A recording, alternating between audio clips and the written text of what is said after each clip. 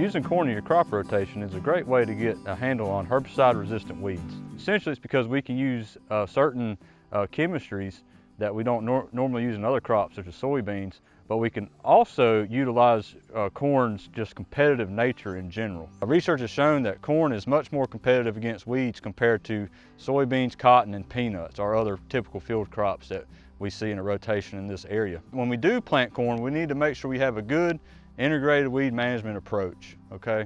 So this field behind me, for example, had a burn down of 2,4-D Roundup about a month ago, so we got a good handle on the weeds. Had a little bit of strip tillage behind it. This field is ready to plant. We can also utilize more narrow row spacing as a cultural practice to get a handle on the weeds. So this field here is a 30-inch row, so 30 inches or maybe even down to 20 to close that crop canopy a little bit later in the season, and that'll help shade out any late germinating weeds. So we want to make sure we start clean with a burn down or tillage. That's always the best way to start to get that crop up to an advantage. Make sure it's up and out the gate ahead of the weeds. We also want to utilize a pre-emergence herbicide.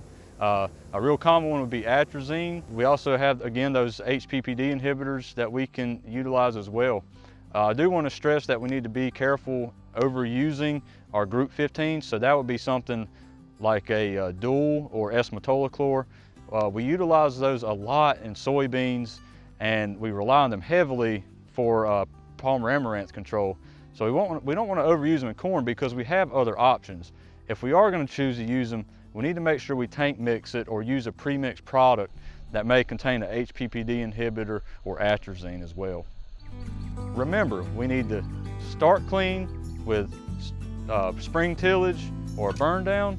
We need to stay clean into the season, utilizing pre-emergence herbicide in our cultural practices such as narrow row spacing. And we need to keep clean in the future, making sure we tank mix our products or rotate our modes of action.